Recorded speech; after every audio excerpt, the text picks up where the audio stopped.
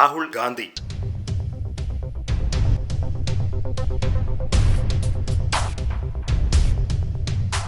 Rahul Gandhi.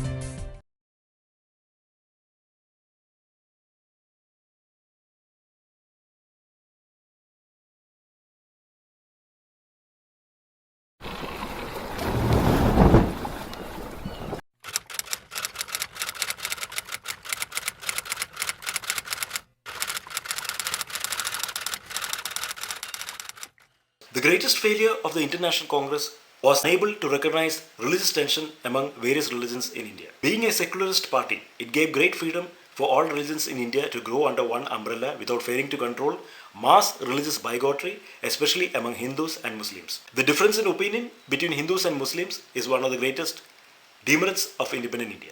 Right from the day of India-Pakistan and India-Bangladesh division, which clearly gave India a warning that Hindus and Muslims cannot live in India together. Why? Let's go to that in detail. Islam is a product of Saudi Arabia. Islam came to this world to unify the Arabs. Arabs only. Just like the Jews, the Arabs are very intensive when it comes to religion because the religious structure of Islam is like that. Islam unified the Arabs under one umbrella and gave them a new identity. Till then, the Arabs were totally persecuted, ignored and insulted by the Jews, Christians and other religious groups in their land, Saudi Arabia or in the Saudi Arabian Peninsula. So when Islam coordinated them, they had a deep hatred for all other religious groups and they used the concept of jihad to annihilate other religious communities, which is being continued even till this day. So Islam is a religious structure which can only be practiced by Arabs and people who practice the Arabian culture in Saudi Arabia. Jihadi terrorism is used by Islam from the beginning of Islam to destroy other religious communities and strengthen Islam, which is a stark reality. That's what they did in the Arabian Peninsula. Many people from other religions were forced to accept Islam and those who did not were killed by the sword. Islam is not a peace-loving and friendly religion like how the Muslim scholars preach all over the world. Whether people are ready to approve that or not. The secularism practiced by the Congress was not political strategy but just a motive of gaining the votes of the upper class and religious majority and suppressing Hinduism as a whole. Because many upper caste Hindus gained very little from the government, privileges, and they had very little privileges from the Indian Constitution. The Muslim community gained much from the government all the time, which made them rich in many ways. Under the bridge of Islam, jihadi terrorists backed by the Pakistani terrorist groups terrorized India from all sides. Ayodhya, riots in Bombay, Gujarat, all are explicit examples of this. Jihadi terrorists can only enter a country through the realm of Islam. That's what they are doing all over the world. The Congress did not want to neutralize the tension between Hindus and Muslims in India. And they did nothing to neutralize the tension which the BJP capitalized on a war basis. Religion plays a vital role in Indian politics from the time of independence. Politics in India was religion based rather than ideology based. The Arab culture cannot cohabit with the Hindu culture because it will create great gaps, conflicts, tension, war and religious rivalry in India. That's what is going on in India now. There are only a few states in India where there are no widespread conflicts. Kerala is a good example of a peace-loving state.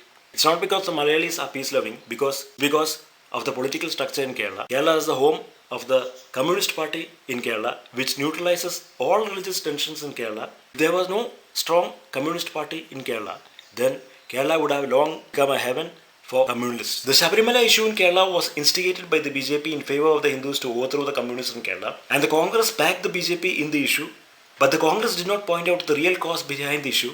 Because they are like that, they did not want to find amicable solutions for communalism. So, When elections came, the BJP voted for the Congress and the Communists voted for the Congress, fearing the BJP, and finally the Congress got the majority in Kerala, except in Alappuzha. So the Congress is at present having the largest number of MPs in Kerala, and the Congress won just because the people of Kerala wanted to overthrow the Communist government, and the BJP created a notion in Kerala that the communists in Kerala were against the traditional rights of the Shabarimala temple. All the minorities in Kerala voted for the Congress due to animosity in the name of religion. Failure to tackle terrorism was one of the greatest demerits of the Congress.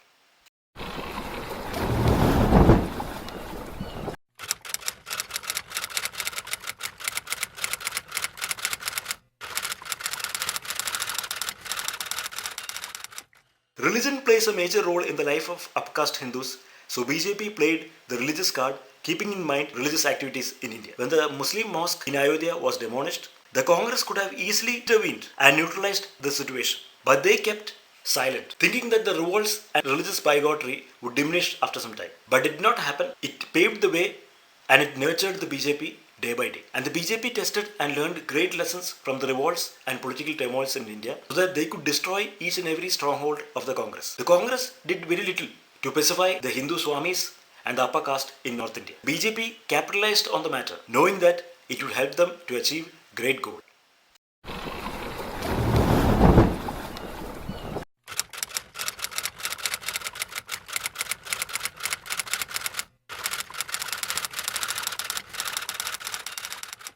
The 60 years of the Congress and its allies made India a poor, backward, slow, economically dull, drab, incompetent, communal, racial, and fundamentalistic country. Indian National Congress has lost its support from the masses and it has disintegrated both internally and externally. It paved the way for the largest fundamentalist political party, the Bharatiya Janata Party, to gain immense strength, power, money, and everything in India. India has lost its pride, peace, and serenity and will never gain it again.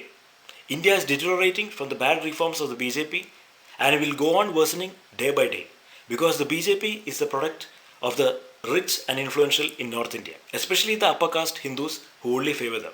Demonetization and the implementation of the GST has broken the Indian economy and distracted many people and created the greatest unemployment war in India. More than 10,000 companies have shut down and lakhs of people are becoming unemployed every day.